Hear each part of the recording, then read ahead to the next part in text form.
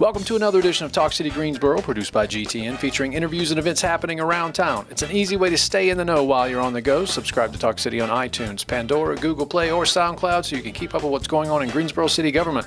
I'm your host, Josh Johnson, and as always, around the big round table, Rosemary Plyman. Always glad to be here, too. Yep. Well, the fourth and final cornerstone of the downtown Greenway is complete and ready for a great big grand reveal. The Freedom Cornerstone is at the intersection of Gate City Boulevard and Murrow Boulevard, and if you drive by at night, you're going to want to look up. Dabney Sanders is project manager for the downtown Greenway. Chelsea Phipps is Greenway and Gardens program coordinator. Hello, and welcome to you both. Welcome to the show. Thank you. Glad to be here. Thanks Always a here. pleasure being here. All right, Dabney, let's start with you. Tell us about the Freedom Cornerstone. So this piece, of course, is looking at Greensboro's really important history that it played in the national civil rights movement with our local sit-in movement here. The artist for this piece is Radcliffe Bailey, who is an internationally recognized artist from Atlanta. And he has just done this incredibly beautiful and meaningful piece called Ascension that sits at that Freedom Cornerstone site.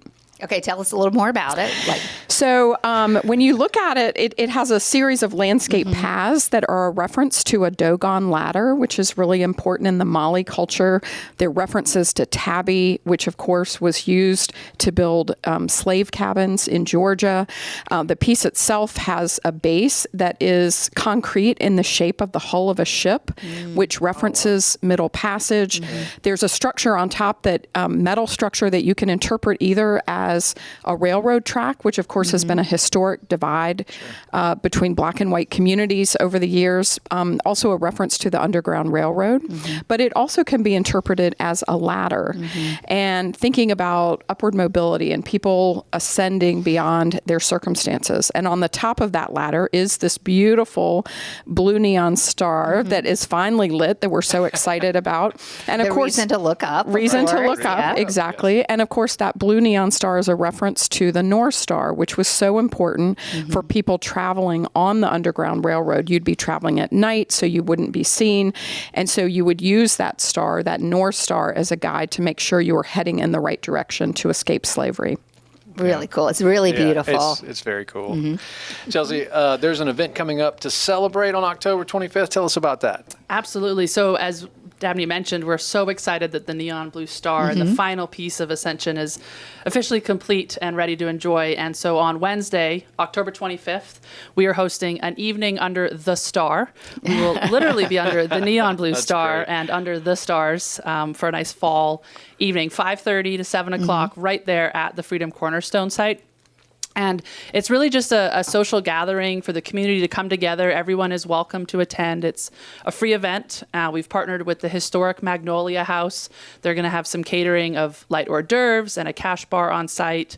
We'll have music entertainment by P.S. Edicott, a local DJ who's really going to set the scene with his cool vibes, and just a chance to come together and, meet friends and neighbors, maybe new friends, and celebrate the piece and enjoy a night under the now lit neon blue star. The star and the stars, too, that we've all known for a long time. And it's just a good time to kind of get out and be on the Greenway, too, for those who haven't been exploring on it in a while or just walking around. This is a good time to do it. So where does it stand now? What's going on the Greenway? Well, we have some exciting news.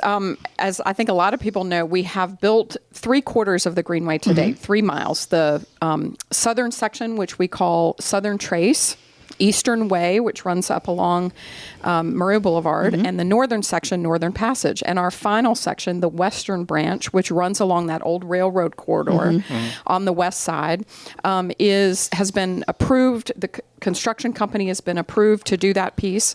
Been a long time coming. Yay. So we're super excited about that. And we will be going under construction either very late this year or early next year. So it's a really big milestone. It's an exciting section because there's a stream that runs through that section, the College Branch Stream. We have 3 different stream crossings. Of course, we'll have our same kind of site furnishings and public art and signage all along the way. So there's so much to look forward to on that section. Yeah, and it'll look so much different than other sections too, because if you've been on it, and you can go on it right now, and enjoy it right now, walk along and see some things. It's you kind of feel like you're taking a walk through the forest. You do. Yeah, it's very wooded. In the middle of the city, yeah. Hoping to preserve that. And so, we'll have a very different feel than the other sections. Yeah. Cool. Chelsea, tell us about some of the programs happening around other parts of the Greenway. There's a lot going on the Greenway. There's pretty much something happening year-round on the downtown Greenway. So coming up in the not-too-distant future, we will be celebrating the inaugural Great Trails State Day. So right now it is Year of the Trail in North Carolina. And as a result of this year's big campaign, we're looking to continue that with this annual celebration in October. So October 21st is a Saturday, Great Trails State Day. It is one of our public walking tours of the downtown Greenway. Nice. So Dabney and myself will be there to lead guided tours, 9 a.m. to noon, starting from Lo-Fi Park. And we'll be having some extra things to celebrate the Great Trails State of North Carolina.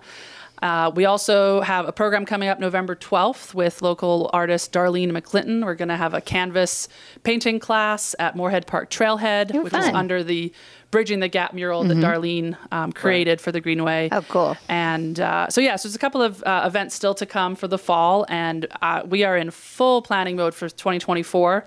We have a whole gamut of things planned already from January through May. Fantastic. With visual arts classes, goat yoga is going to be back. I knew you were going to say that. I somehow thought that was probably a popular one. Yeah. Goat yoga and yappy hour. We've got to get the animals involved on the Greenway. More tours, more arts programming, children's story time. A lot of things are going to be back and bigger than ever next year.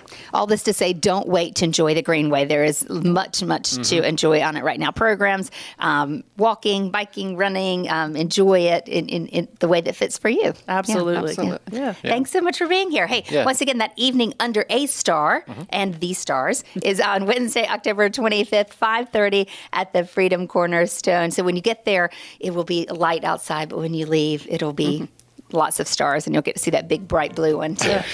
Gate City Boulevard and Murrow Boulevard. You can't miss it. Yeah. Thank y'all for being on the show. Thanks for having us. Thank you for having us. Stay tuned in weekly by subscribing to Talk City Greensboro on iTunes, Pandora, and Google Play. And don't forget, you can download Talk City from SoundCloud. That's our time for this week. Thanks for spending some of yours with us. If you like what you hear, please share it with a friend. Be sure to watch GTN, your official source for news and information about the city of Greensboro. GTN is available on Spectrum Channel 13. AT&T UVerse Channel 99. And Lumos 31. GTN also streams live on Roku and the city's website at greensboro-nc.gov.